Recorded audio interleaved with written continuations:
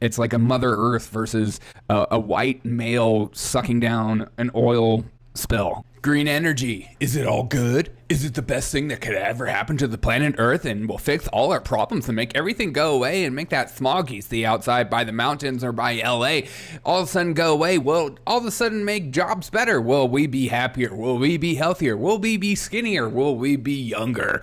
Green energy. Is it the way? Is it the path forward? Well, Tesla just recently came out this summer, and we've been talking about rolling blackouts that are proposed to happen in July and August, but Tesla come out and asked Texans to limit their charging cars during the heat wave as wind power slows.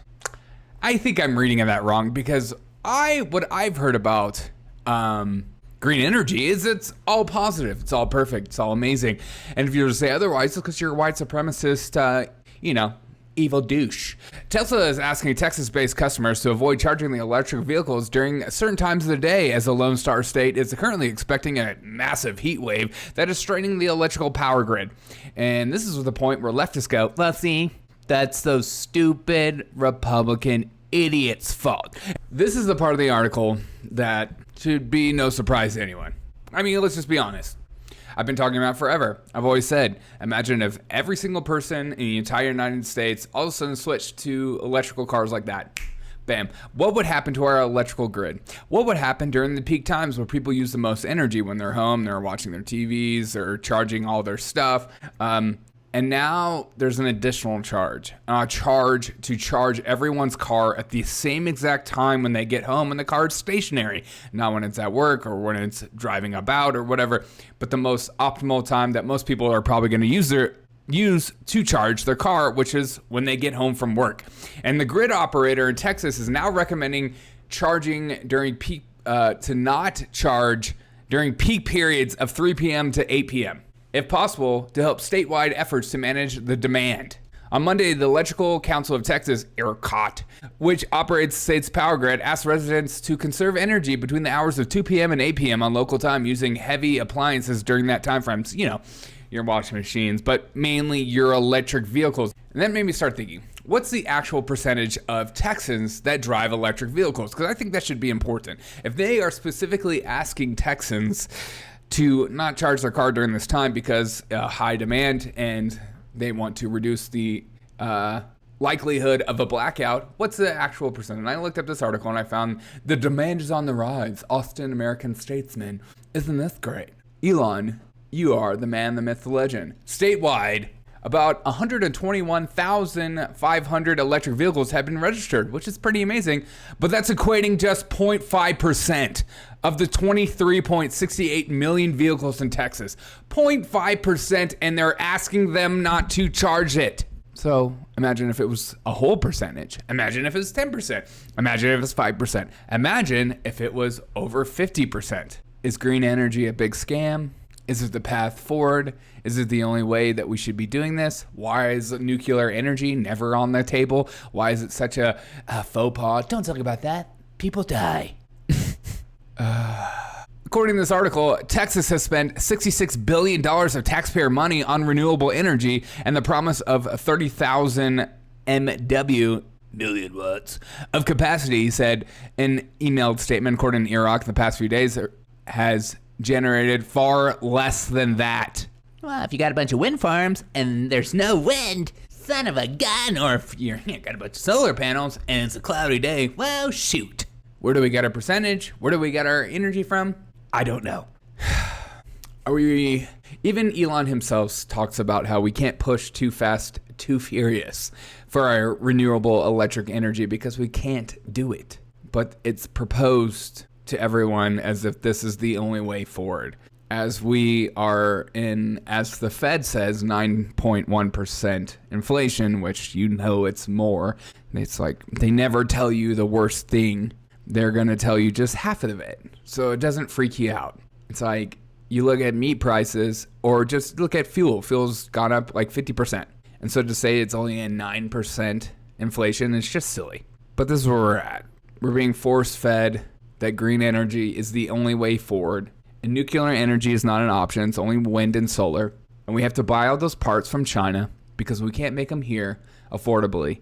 and we have to use child labor, slave labor, in order to get the minerals to build these things.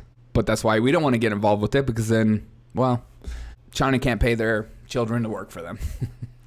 I just get tired of, I wish like science sector, energy sector, mechanical sector, engineering sector wasn't so political, and it could just be more logical and what it should be, because it should, you know, people that have a logical thinking mind or are borderline OCD when it comes to creating things, that they should be the ones kind of in charge of the ones that see black and white, the ones that think through the lines, that don't see politics as a method in which to push for whatever reforms need to be done, but see it as whatever's the most efficient and best method to accomplish the task is the way that we should be doing things. But instead, politics has taken over politics.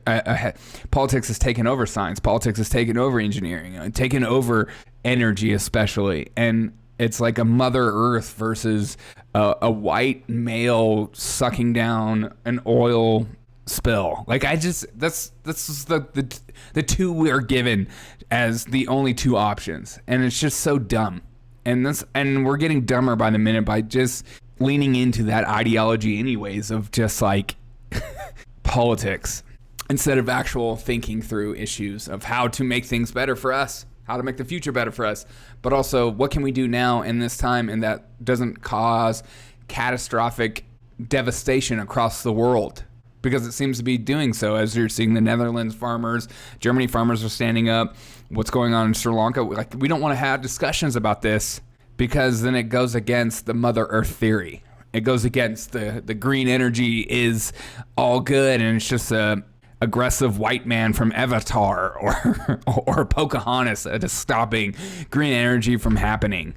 Let's have an honest conversation. Let's be more realistic. I want more politicians that are okay with nuclear energy, or like, yeah, green energy is great, especially for the individual, maybe for your house, but is it good on the corporate scale? Is it good for an entire state? Can we afford to do that? Is it logical, this, or is there something, an energy source that we need to be more willing to tap into to make it cheaper for human beings, especially during inflation? Because I don't know if you've seen the prices of energy for nuclear energy, but it's ridiculously cheap. Is that the reason they don't want to talk about it? You be the judge. I hope you guys are having a great day. I appreciate every single one of you. I have another video coming out. I love you guys. Sorry, I haven't been making as many videos lately. I've been dealing with freaking ear tendonitis, and it's been driving me nuts. It's like driving me nuts right now as I talk, but yeah. So if you're like, wow, Derek seems a little off his rocker, or like a little different, or a little bit more low-keyed, it's just because I'm getting older. Okay, God, you guys freaking suck, dude. All right, I love you. Okay. Also, here's a meme for those of you that stayed later. Alex Stein is getting popular because he went to see AOC recently, and I made a meme of him, and he retweeted it. We're basically best friends. That's me.